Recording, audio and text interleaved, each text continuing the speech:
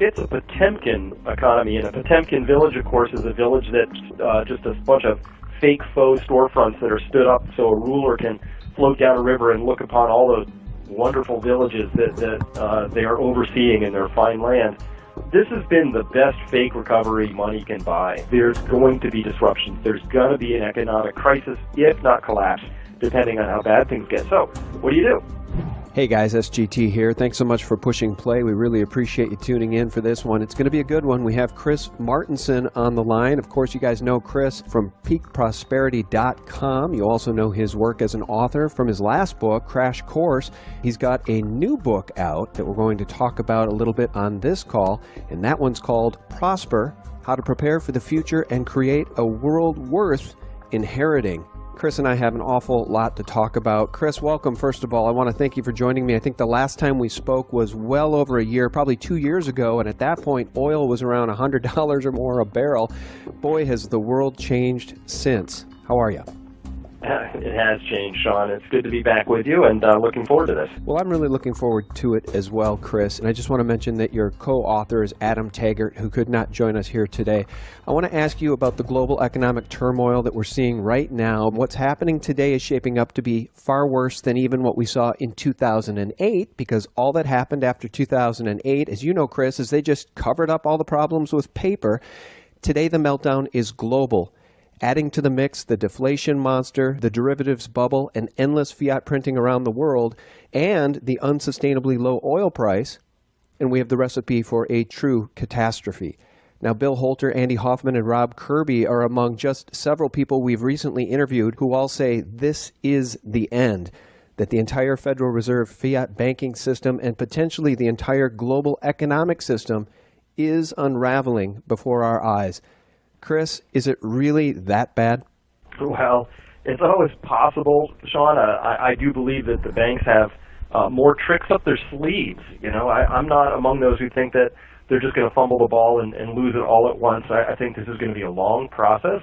I think people should be prepared for some kind of outstanding crisis, always possible. 2008 saw us get within a few hours of a potential systemic banking meltdown and failure. Obviously, that would create a lot of disruption. I think people obviously should be prepared for that.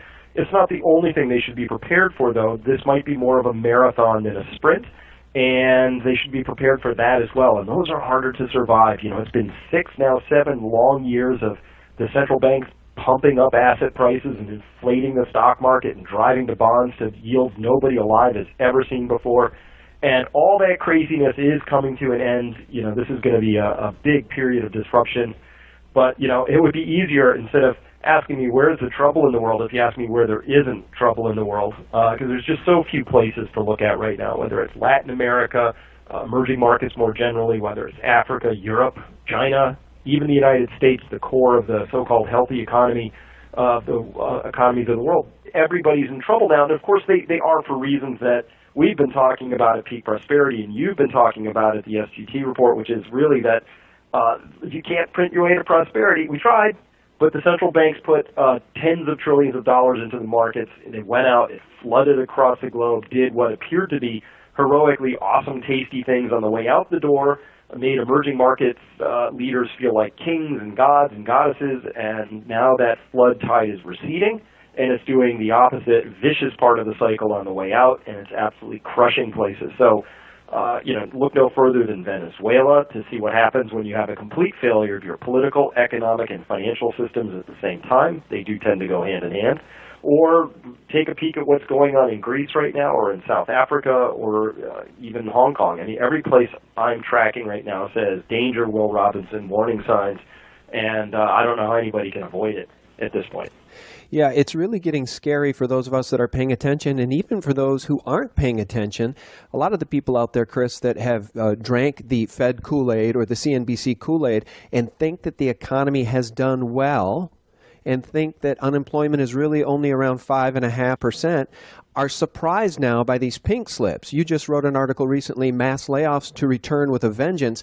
We've already seen them returning. We're seeing people, you know, we're seeing these companies lay off 2,000, 3,000, 10,000 people at a time. It's getting really scary for the common man. What do you make of the state of the U.S. economy right now? How bad is it really? It's a Potemkin economy, and a Potemkin village, of course, is a village that's just a bunch of fake faux storefronts that are stood up so a ruler can float down a river and look upon all the wonderful villages that they are overseeing in their fine land.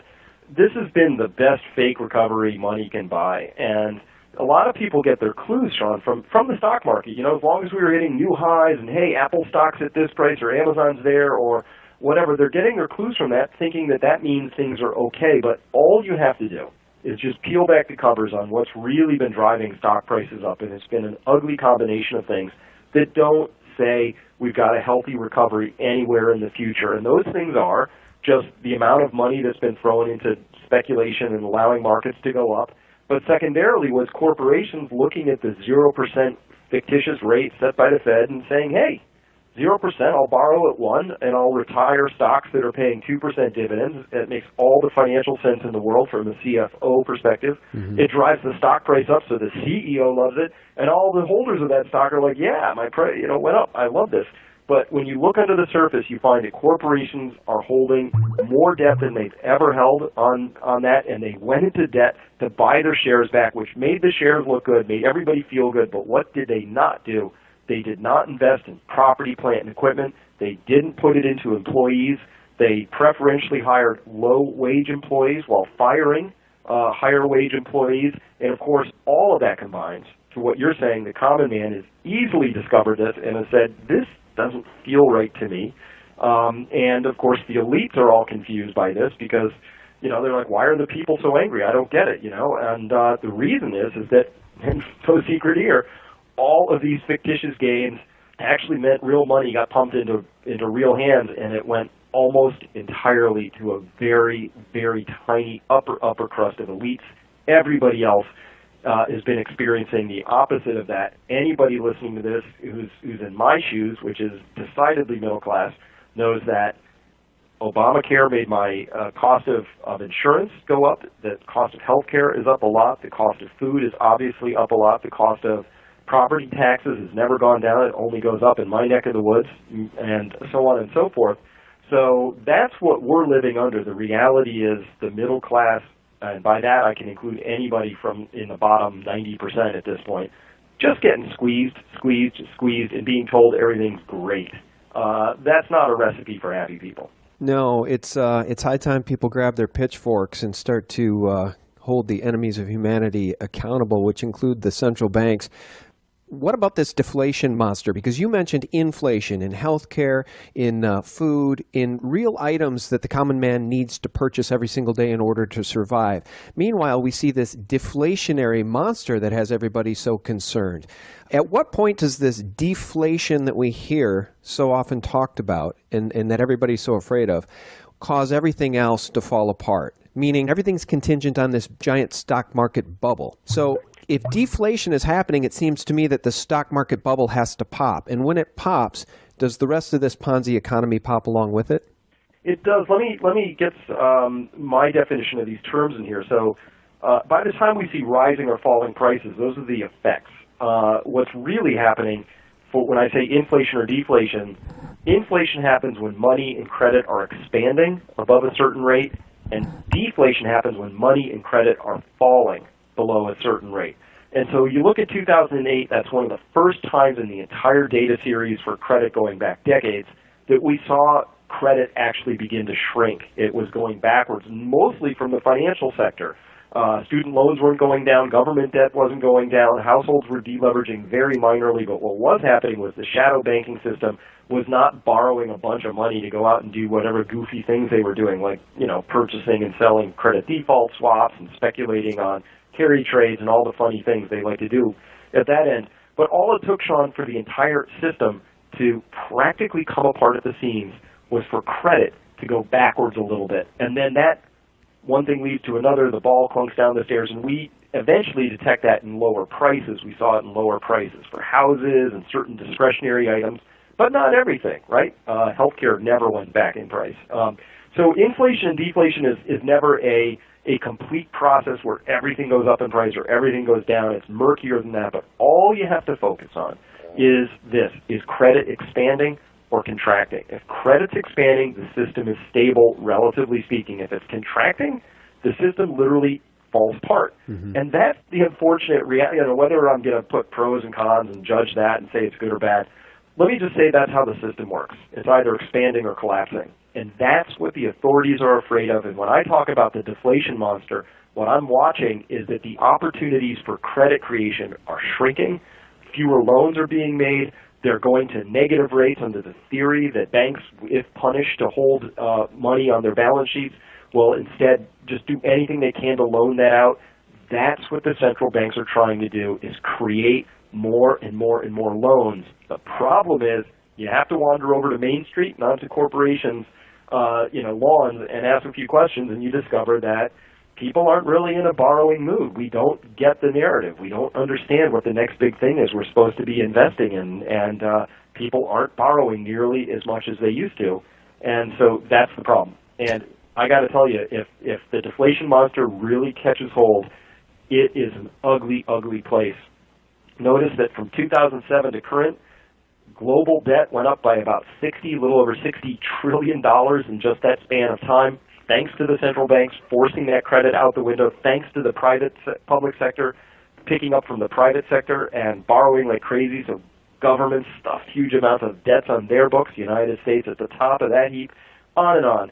That story, if that ends, that deflation monster takes over, all of that gets undone and a little more. And I'm saying that if the deflation monster really rips on the landscape, we're going to look at losses that are measured in the tens, if not approaching $100 trillion of wipeout from both combined bond and equity markets in the world. Yeah, well, this is a perfect segue then to ask you about derivatives. In your educated opinion, how bad is it, or how bad could it get, given everything you've just said, in the shadow banking system, what's going on behind the scenes with derivatives? And I'm going to cite one example.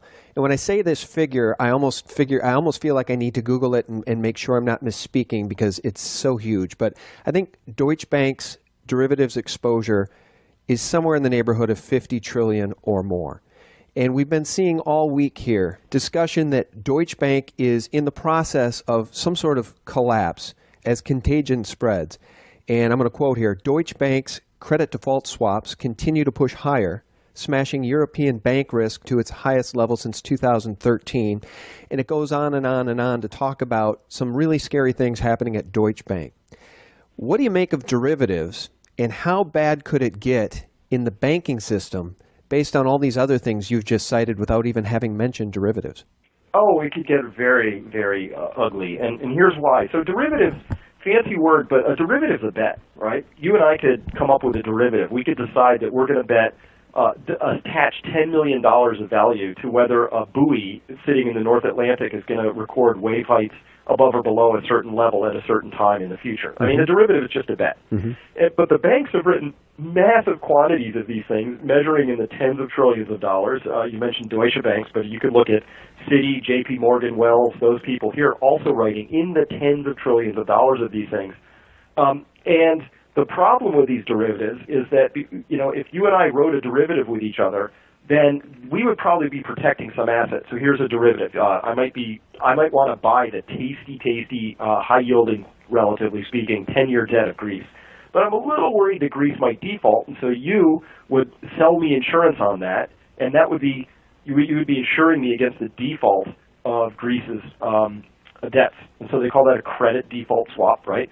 And the problem with this is that I bought this insurance from you, and I feel like my $10 million of exposure to Greece's debt is been minimized. It's been eliminated. I have an insurance policy. So I win because I collect all this tasty interest, but if I lose and they default, you pay me, I'm whole. So I'm good, right? The problem comes in when there's tens of trillions, if not hundreds of trillions of dollars of these sorts of insurance products out there, and something goes seriously wrong. At that point, I may well discover that you're not good for the $10 million because you weren't really expecting that to happen, and maybe you wrote too many of these, which is what happened to AIG in 2008. They just wrote opposite of these things. Yeah. So all of a sudden, you can't pay me, but I was counting on that. And next thing I know, I have somebody breathing down my neck because I owe them, and this whole thing just sort of goes off in a chain. So we know derivatives have the potential to be a really bad moment because so many people have mistakenly assumed that their risk has been insured away. And it hasn't been. Not for a big event. We're pretty clear that that's what's going to happen in a big event. They're not actually going to pay off when you need them to. But we know the banks are really scared about them, and here's how we know. The G20 got together. They were discussing these bail-in provisions about how they were going to use depositor money and other monies inside the bank to get a bank out of trouble when it gets in trouble, and they enshrined in that language in the United States in what's called the Citi Amendment that was attached to a really stupid funding bill a while ago. The Citi Amendment, not actually called that, but that's what everybody called it. What that did was enshrined the right of derivative losses that any bank might incur to be senior to a bunch of other claims, including depositors. So if you have your money in a big bank and they get in derivative trouble, those derivative losses, which are bets, will be paid out before you get your money back as a depositor. So you're standing in line as a creditor. Yes. You can't get your cash. They keep your cash. They pay off their banking buddies, and you're standing in line as a creditor. People need to understand that, Chris. The money you have in banks right now, even in your savings account, money market accounts, savings accounts, checking accounts, you're a creditor if these banks go down. You are, and worse, you're an unsecured creditor. And there are secured creditors who come in front of you, and derivatives are one of those. And you put your finger right on the thing that makes me mad, which is that a derivative is just a bet. How is it that a bet and a side bet and a set of related bets that banks make with each other largely are senior to the money that you put in as a depositor? That's just an astonishing thing, but it's skated right through our corrupt or venal, congressional and Senate people. It got signed right into law by Obama, and it's just how the system has been working for a very long time, which is that the banks do whatever they need to do to protect themselves. But the fact that the banks specifically went and got an amendment passed, an act passed, so that they could have their derivative bets be senior to bank depositors was a really important moment, and people need to understand that. Well, I think our audience understands it. I think your audience understands it. I just don't think most of our friends, neighbors, and colleagues understand it. And, unless they're visiting Peak Prosperity, your website, or SGT Report, or Zero Hedge, or any of the other alt media sites out there upon which people can rely, people in this country are woefully underinformed, Chris, about what's going on. And it's... we've been trying to sound the clarion call here forever about protecting yourself, right? How can people protect themselves once they're armed with this, frankly, scary information? How can people take steps and measures to protect themselves, their family, and any wealth, if they even have any at this point, from the banks that want to take it all from you? And in your latest book, Chris, Prosper, How to Prepare for the Future and Create a World Worth Inheriting, I would imagine you have some great ideas. I haven't read the book, full disclosure. I barely have time to keep up on the news every day as we try to post 70 to 100 current real news items at SGT Report on a daily basis, and I read all of those articles. I want to read your book, but give me the cliff notes. How can people prosper and protect themselves from this absolute storm, which is clearly coming? Well, all of my work is the same as yours, which is scanning the world and trying to make sense of it, and I put it all together into something called the Crash Course, and I know we've just talked about some very scary things like derivatives and whatnot. And so the first thing that happens when people get their heads around really the predicament that we're in is they say, well, what should I do, right? So Adam Taggart and I, for years, we've been running seminars, and we have people coming by the website, and we've visited people, and our own lives have been about becoming more resilient. And, I can't predict what's going to happen in the future or when. We all have this collective sense of dread that, someday something's going to happen. We don't know if it's going to be a big blow up or a lot of little ones, but either way, I think that people need to have their eyes wide open and understand that we've been borrowing from all kinds of things. We've been borrowing from the natural world. We've been borrowing from the banking system at rates that don't make any sense. We've overdrawn our accounts in a big way. And so we have to pay that back in some way, shape, or form. There's going to be disruptions. There's going to be an economic crisis, if not collapse, depending on how bad things get. So what do?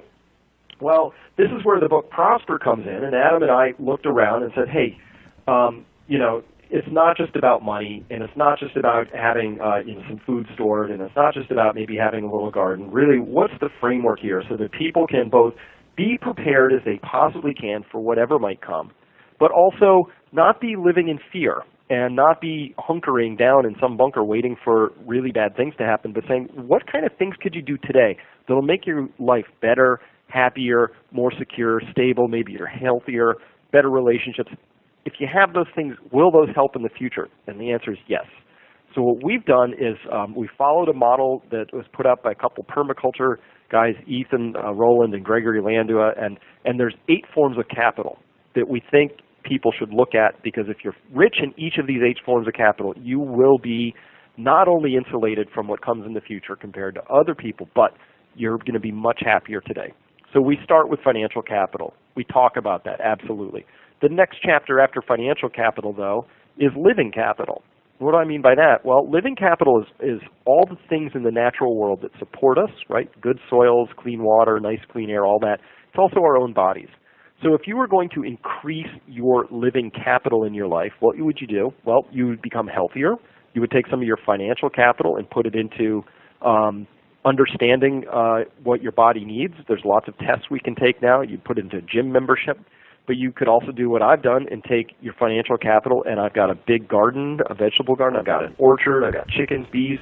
I am taking my 2-acre suburban plot and turning it into a relative oasis of abundance and healthy living capital. Yeah. And that's going to be really helpful to me on some future scenarios, but it's fantastically wonderful for me today because I really enjoy and get high quality of life feedback from all of my efforts at growing things and tending to things in the living world. Yeah, I was going to say that. I mean, you get a spiritual benefit and a psychological benefit from being sort of working with the earth, working with your hands, growing something from nothing, and actually offering your family a sustainability and a source of food that is not dependent on the system or the grid. So that's a big part of it too, is the psychological benefit, right?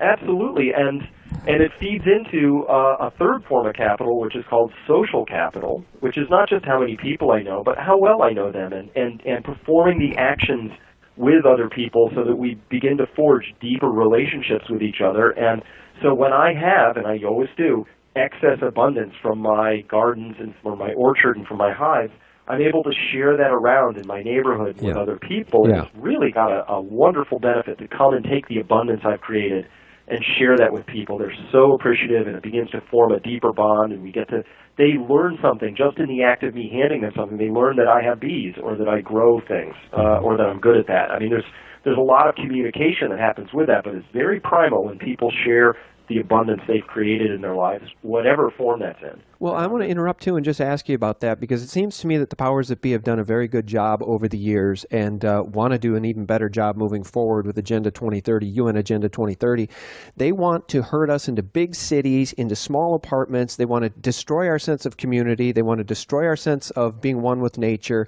They want to destroy our ability to be self-sustaining. And there's definitely a counterculture movement against that that's growing. You know, naturalnews.com, Natural Remedies, naturalsolutions.com. There's everybody who is informed about the stuff that you're speaking about right now, Chris, wants to embrace what was once good. It will be good again, right? We took BGH out of the milk. There's an anti-Monsanto movement. There's an anti-vaccination movement because they want to do mandatory vaccinations. I'm just interrupting to support what you're saying because I think it's so important. People want to go back to what was good, but the people in charge of this planet, they want to continue to move us down this path of not having a sense of community, not having a sense of well-being, and being entirely dependent on the state. And that is the absolute antithesis of everything you and I stand for, isn't it? It absolutely is. I can tell you right now, in my state, I live in Massachusetts, I could go out and buy some really nasty pesticide, herbicide toxins and just spray them to my heart's content all over my lawn, have them drift spray all over your lawn next to me. I could do it on a windy day and let it go all over your kids as they're playing outside. Nobody would be able to do or say anything. But I and my local farmer can be arrested for exchanging raw milk. It's insanity. Right? Yeah. How did we get there? Well, yeah, I know that's a rhetorical question, but how did we get there? We got there because fascism rules the day, and these same criminals at the top of these criminal corporations have power within government, and there's this revolving door of fascism. And the people, again, we get back to this idea of pitchforks. The people need to grab their pitchforks. We have to take the power back. I'm saying that metaphorically, but there will come a time, Chris, where that is not a metaphor any longer. Zero Hedge just reported the other day, pitchfork time, elites have lost their healthy fear of the masses, end quote. I think that's true, and I don't understand it. What's it going to take for these elites to begin to understand how they've sold humanity out and humanity's waking up? Well, it's going to take the same thing, Sean, it always does, which is they're going to have to be reminded. And, I wrote, coincidentally, an article just a few days before that. I think that was a Financial Times article that Zero Hedge was referring to. Yeah, that's right. I titled mine, "Our Tone-Deaf Elites Risk the Ruin of Us All." And it starts with a John Kenneth Galbraith, the Harvard economist, starts with a quote of his, and he says, "People of privilege will always risk their complete destruction rather than surrender any material part of their advantage." Right? So that's really where we're at. It's just, the echo chambers of the elites, they don't know any better. They're humans, right? So they only talk to their friends, and everybody's wealthy like them, and they don't get it. Because there's very little mingling. The stratification is almost complete. Some of these wealthy people will never spend a minute in the shoes of or understand somebody else's position. And we're all humans, right? And you touched on something hugely important. We're increasingly isolated, and we've cut ourselves off from nature. So we've cut ourselves off from the things that will remind us of what we really are. And the hubris can really develop when humans are cut off from anything that might give them that little bit of humility. And remember, listen, we're all born, we all die, we're organisms, we live by the rules that nature set down a long time ago. There's no avoiding that, and we've forgotten all that. So we'll remember, but people don't remember without a little bit of a wake-up call. Yeah. Well, I want to just give you a nod, too, because you're one of the people that helped play a central role in my awakening. I want to call attention to your incredible video series on YouTube called Crash Course. Really phenomenally well done information. For those who are listening who haven't seen it, watch it. And for those who are listening who have seen it and still can't wake up their friends, neighbors, family, send them Crash Course. My God, buy the book for them and buy this new book too. Let's support Chris because we have to support the truth tellers, Chris. I mean, that's one of the reasons I wanted to get you on to talk about your new book, because we have to support the people doing the real work, God's work, the truthful work, because we can listen to Anderson Cooper all day and understand the guy makes $10, $12, $14 million a year. You can listen to Wolf Blitzer. He's making $10 million a year. Diane Sawyer, pick your mockingbird. These people are all highly compensated to not dispense truth. And it's just my philosophy at this point that not only do we have to share truth, we have to support the truth tellers. So I just wanted to mention that. And the other thing I wanted to mention is knowing that you're an oil guy, understanding your intellect as it pertains to oil, commodities. I wanted to ask you about the price of oil. You know that I'm a big precious metals guy. I think you are as well. Physical silver, physical gold, a great way to protect your monetary sovereignty, a great way to get outside the system, a great way to possibly benefit when the dollar dies. What about oil? Because as I'm seeing oil in that 30, and it was for a while, below $30 range, I'm seeing an opportunity, right? Because I'm trying to be objective, and I know that oil is not going to stay below 30 forever. I don't think it can possibly stay below 30 forever. And now I'm seeing Warren Buffett making a move into oil. Why don't you tell us about oil? And do you think that oil could potentially play a role in our listeners' financial health if they're able to buy any oil stocks, oil royalty trusts, anything like that? What's your take on oil?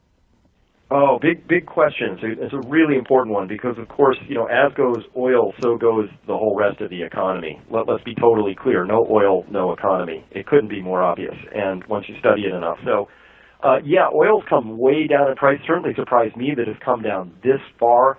Of course, in a world of funny money where speculators have so much power and there's just so much liquidity flooding around, prices will not always give you the best indication of the actual value of something. And I think that's been true of precious metals, which you mentioned before. We'll get to that in a minute, I hope. But for oil, listen, if you're a patient investor, you could actually start buying in now. And don't go all in at once, but I think you could start legging in with large, very safe companies that are going to survive. I would not be trying to monkey around with any junior or mid shale operators at this point, because I think oil could go lower from here.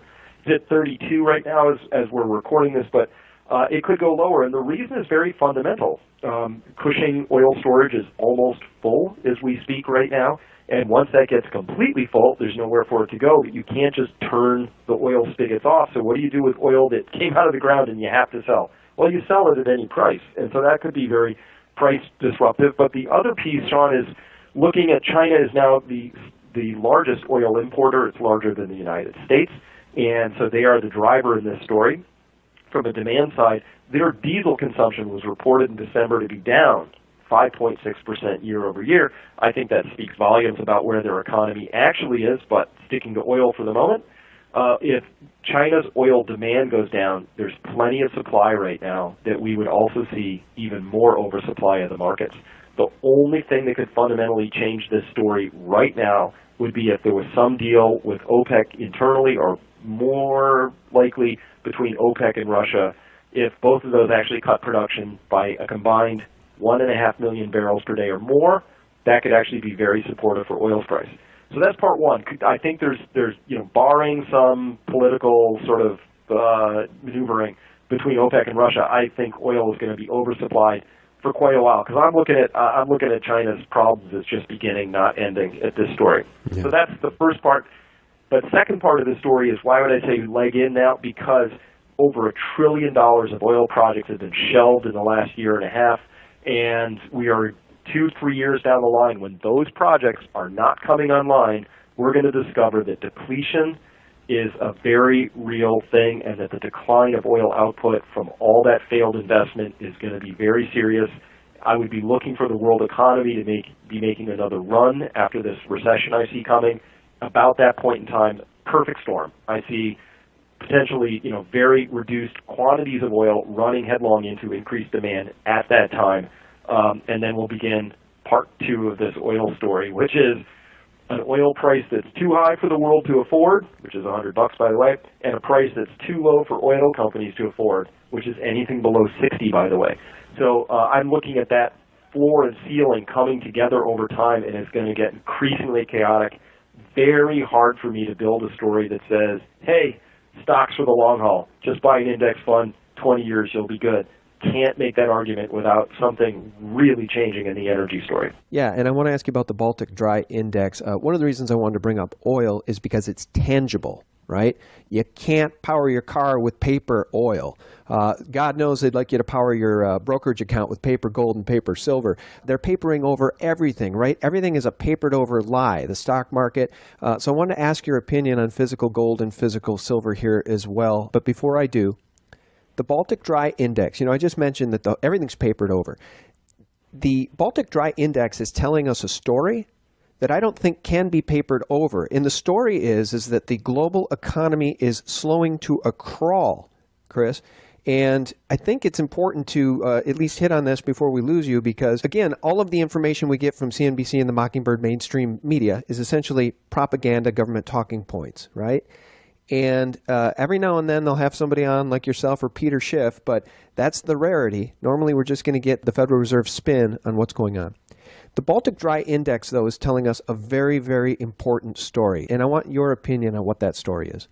Well, it is. So the Baltic Dry is tracking those ships that are shipping what's called dry goods, right? So this would be iron ore, coal, grains, things like that. And so typically there's been a pretty good correlation between the price of what it costs to rent one of these ships for a day and the state of the world economy. There's a little muddying of that price signal right now, because there was a huge overbuilding, and there's a little bit of there's a lot of overcapacity in that industry right now. So it's more sensitive to these price dips and when traffic goes down. But it's clearly saying that the tonnage traffic is lower than it used to be. And so it's, again, very hard to make a case that the world economy is growing or expanding or doing anything other than shrinking, when the Baltic Dry Index is saying we've got way more ships and we have stuff moving around. And that's what the low price is telling us. Right. And just to be clear, the Baltic Dry Index has hit a multi-decade low, has it not? Oh, yes. It's everybody who's running at that quoted rate is losing money at this right now. But it's the same story we're seeing in the shale oil business. Like, well, do I continue to operate and lose money, or do I just shut down and really lose money? So they're choosing to bleed slowly rather than throw in the towel. Yeah. You know, Chris, just a couple last things before we have to let you go. I mentioned physical gold and physical silver. We saw just over a week ago the London silver fix, the LBMA silver fix, essentially quote-unquote break. The powers that be in London set the price for silver, and I believe it was last Friday. They set the price for silver at somewhere in the neighborhood of $13.52. Meanwhile, in the real world, silver was still trading well above $14, around $14.28, something like that. The real world price did not respond to the silver fix, which in my memory is the first time that's ever happened. Or certainly it's the first time that's ever been reported. What did you make of that event, and what do you make of physical silver and physical gold moving forward? Well, that silver fix fiasco was about as ugly as they come, and of course the press couldn't not talk about that fast enough, right? I've seen very little reporting on that outside of the normal silver and gold channels that you and I might inhabit. But, you know, the reason that was so ugly is the silver fix is when a bunch of big physical owners come together, and it's, by the way, they're the five big banks, you know, Scotia and all those guys, right? JP Morgan. So they get together and they're like, oh, yeah, we have a price, we have all the silver we want to sell. It makes no sense at all for them to accept 84 cents less per ounce in that market than they could also accomplish by just running over to the COMEX market and popping off a few futures that would be at the same rate. Now, there was a big decline in the futures market for silver that stuck for about 3 minutes or so and then bounced right back. So you're right, there was this big, giant breakdown disconnect between the forward market, which is that London fix, and the futures market, which is the COMEX side. And it's such a large, ugly fix, I don't get it, because any one of those players in that, they're so sophisticated, they easily could have avoided that amount of pain. So guess what? There was some skullduggery. I'm absolutely convinced that by driving that price down to that fixed amount, somebody really got shafted. Somebody who was holding the other side of those forward contracts, some big player, and they must just be spitting nails at this point. So that was if you've seen The Big Short, you know what happened there. That was just banks scamming and screwing somebody. Happens all the time. Yeah, but let me flesh that out with you, because again, your knowledge as a PhD is certainly something we value. So does it not speak to the overt manipulation? I mean, now not even CNBC could cover that up, right? You've got these criminal banks, 5 or 6 criminal banks colluding to set the price, which now they're calling an electronic silver fix. But, you know, if it's electronic, that almost speaks to some sort of fair market mechanism. But of course, we know that's not true. Does the breakdown of that silver fix just over a week ago, does that not speak directly to the overt manipulation by these banks of the silver price and, by extension, the gold price?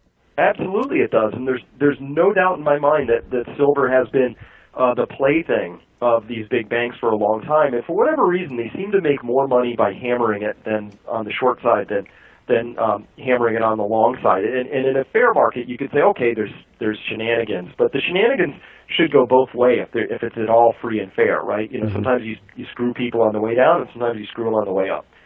But that's not the case in silver. It's almost always subject to bear raids, meaning that you know, they hammer the bid and they just drive the price down. And somehow that serves them. I don't totally understand it, because eventually somebody should figure out how to beat them at that game and hand their heads to them, but that hasn't happened. So I'm sure there's some regulatory wink-wink lack of oversight that allows that sort of game to continue. But the other thing I take from it, Sean, is that when you see a big shenanigan like that fail, you are and by fail I mean they got away with setting the fix at that stupid level, but it bounced back, and I'm looking at silver more than $1.30 above that fixed level at this point at $14.86 right now.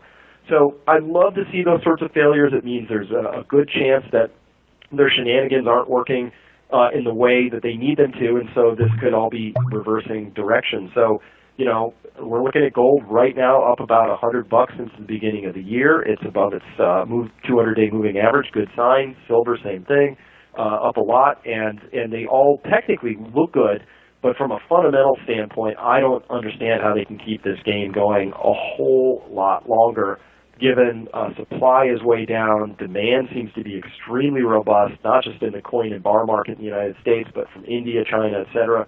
So from both a fundamental and a technical standpoint, I like this. But what I'm really getting excited about as somebody who's been a believer that gold and silver are preservation of wealth is that the raids that whoever they are, have been conducting have not been sticking of late, and that's to me one of the best signs we could see. Yeah, I completely agree. And ever since that silver fix broke more than a week ago, we have seen almost, I can't say unprecedented, but at least in recent history, we've seen almost unprecedented strength in the price of silver. It's been bouncing higher every single day since, and maybe it bodes well. Maybe finally these people, these criminal banks, have lost their ability to manipulate silver endlessly lower based on the fact that there is real-world demand, Chris. I mean, there's real-world demand for physical silver. We see it from the U.S. Mint every single year. They're selling more Silver Eagles every single year than they did the year before. The same is true with the Royal Canadian Mint. We're seeing a lot of demand at the SGE in China. There's real-world demand, and these monsters, these criminal banks can't cover it up with paper forever. Well, if you want my last piece that tells me we're getting close, the SGE is no longer reporting their withdrawals, and that I don't know why they decided now was a good time to take what I thought was one of the best, greatest optics we have into real-world physical gold demand. That's now gone, so gold is now back into complete opacity, complete shadowy territory in terms of really trying. We think we can hint at stuff, and we can read about refineries working triple shifts and all of that, but now we're down to believing government import-export statistics, which is just not my favorite. But I actually perversely take that as kind of like, China's decided they no longer want to provide insight into that, and every single year we just watch that the SGE withdrawals just go up and up and up. In the last full year of reporting, which is 2015, SGE withdrawals alone almost equaled world mine output, which is due to fall this next year, by the way. So it's just somehow when they decide they no longer want to report on something, I know they're up to something, right? Like when the Federal Reserve, we're not going to report M3 anymore. Who wants to know how much money is being created? Yeah, that's right. Uh-oh. Yeah, that's right. We can't let you have an audit of Fort Knox. Just live with that one we did back in the 50s. You just trust us on that. Those numbers are good. Those are good. We looked at the seals. The seals looked good, so what else do we need to do? Yeah, their lack of transparency is the evidence of their criminality. Hey, look, guys, as I mentioned earlier in the interview, I've not read Prosper yet, full disclosure, but obviously based on Chris's track record and his intellect, it's a book you're going to want to get. We've got some terrific quotes here I wanted to share with you, one from David Stockman, and here's one because I like Zero Hedge so much, and here's the quote. Clearly, our global addiction to debt-fueled growth will not end well. In Prosper, Martinson and Taggart provide a rare and much-needed resource for today's times, a comprehensive guide detailing the steps you should take now in advance of crisis to secure a bright future, end quote. Chris, can you tell people how to get the book so we can support your work? Absolutely. You could come by peakprosperity.com. Of course, we have a nice little big box. You just click on that. That gets you to a book, and the ones we're selling through the site are signed. And if you like Amazon, which I do, you can go there. And at Amazon, in addition to the print book, you will also find an Audible book, which is my voice narrating. So I took the time to actually read the whole book out loud. And Kindle versions or electronic versions. So however you like to consume the book can be found there. And it's got really good advice in it. And it's a lot of people have been telling us that it's just the book they needed, not only for themselves, but to hand to other people as well who are maybe just on the edge of understanding that they need to be doing more right now. Yeah, and guys, you know that Chris Martinson's website is peakprosperity.com. His last book was The Crash Course, and please support his work by getting a new book, Prosperity. Chris, it was just a real pleasure to have you on. Thank you so much for your time. Sean, the pleasure's been all mine. Well, the pleasure's all mine, Chris. And guys, thank you so much for supporting us at sgtreport.com, the corporate propaganda antidote, real news 24/7. Have an absolutely terrific week ahead and batten down the hatches. We're all in this mess together. God bless.